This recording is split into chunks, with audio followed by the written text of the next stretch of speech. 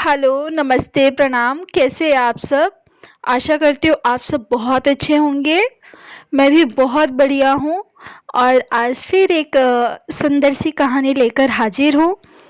कहानी किसके बारे में है, क्या है, वो पूरी कहानी आप लोग सुनेंगे तो ही आपको समझ आएगा।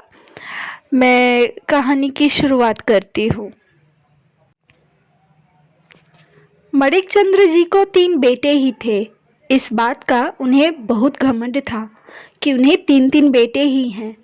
वे सीना तान कर बात बात में कहते थे कि मैं बहुत भाग्यशाली हूँ, 3 बेटों का बाप हूँ। उनके बड़े बेटे को जब से बेटा हुआ तब से तो उनके पैर जमीन पर पड़ते ही नहीं थे। मंझले बेटे को जब बेटी हुई तो उन्होंने झट से कहा कि इसकी, मंझली बहू की माँ ने भी 3 बेटियां ही पैदा की तो बेटी भी तो बेटी ही पैदा करेगी। यह बात सुनकर मंझली बहू को बहुत खराब लगा, लेकिन वो क्या बोल सकती थी। मन महसूस कर रह गई।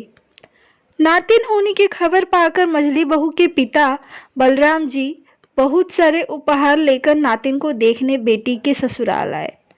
बलराम जी ने जब समधी समधन का झुककर अभिवादन किया तो मणिकचंद्र जी का पोता सात्विक पूछने लगा, दादाजी, नाना जी तो उम्र में आपसे बड़े हैं ना, तो फिर उन्होंने आपको झुककर अभिवादन क्यों किया? हम लड़के वाले हैं, लड़के वालों का ओहदा हमेशा ही ऊंचा रहता है। लड़की वाले हमेशा इसी तरह लड़के वालों का झुककर अभिवादन करते हैं। सदियों से हमारे समाज में यही रीत चलती आई है, मणिकचंद्र जी ने अभिमान से कहा।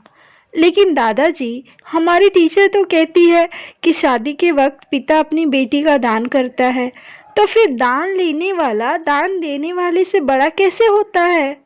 सात्विक के इस सवाल पर मणिकचंद्र जी को कोई जवाब नहीं देते बना। विषयानंतर करने के लिए वे बलराम जी की तरफ देखकर बोले, चलिए अपनी नातिन से मिल लीजिए। नातिन को देखकर बलराम जी बहुत खुश हुए। वे बहुत ही प्यार से अपनी नातिन को निहार रहे थे। उन्हें इतना खुश देखकर मणिकचंद्र जी से रहा नहीं गया। उन्होंने बलराम जी से पूछा, आपको तो पहले से ही 3 बेटियां हैं, फिर भी आप नातिन के होने पर इतना खुश कैसे दिखाई दे रहे हैं? समधी जी, आपको एक राज की बात बताऊं? जिस आंगन में बेटियां खेलती हैं वह आंगन बहुत भाग्यशाली होता है और बेटी के माता पिता तो सौभाग्यशाली होते हैं। इतना कहकर बलराम जी शगुन का लिफाफा मणिकचंद्र जी को देने लगे। बलराम जी, अब आप ही बताइए, भाग्यशाली कौन होता है? बेटों के पिता को ऐसे खर्चे लिफाफे की ओर इशारा करते हुए नहीं करने पड़ते। समधी जी की बात सुन बलराम जी मन ही मन बुदबुदाए, आप निश्चित ही भाग्यशाली हैं, मगर सौभाग्यशाली तो मैं ही हूँ, क्योंकि मेरा हाथ सदैव देने की मुद्रा में आपके हाथ के ऊपर ही रहता है। दोस्तों, आज हम कहते हैं कि बेटा बेटी दोनों समान हैं, लेकिन अभी भी कई लोग हम बेटे के माता पिता हैं इस अभिमान में लीन रहते हैं। वे बेटी के बाप को हिकारत की नज़रों से देखते हैं। लेकिन जैसा कि बलराम जी ने कहा, बेटी के पिता सौभाग्यशाली होते हैं क्योंकि उनका हाथ हरदम बेटी के ससुराल वालों को देने के मुद्रा में ऊपर ही होता है। यह सच्चाई सभी जानते हैं, फिर भी हम लड़के वाले हैं, यह अभिमान उनके अंदर भरा रहता है। ये देखकर मन में सवाल आता है कि आखिर कब तक झूठे अभिमान के साथ जीते रहेंगे, कब लड़के वाले सच्चाई से रूबरू होंगे? अपने विचार टिप्पणी के द्वारा ज़रूर बताइएगा।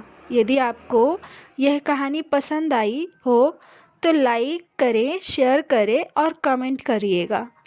प्लीज़, अब तक सब्सक्राइब नहीं किया रहेगा मेरे चैनल को तो प्लीज़ सब्सक्राइब कीजिए और आगे जो बेल का बटन है उसको भी प्रेस कीजिए, ताकि कोई भी नेक्स्ट टाइम मैं वीडियो डालूँ उसका नोटिफिकेशन आपको सबसे पहले मिल जाए।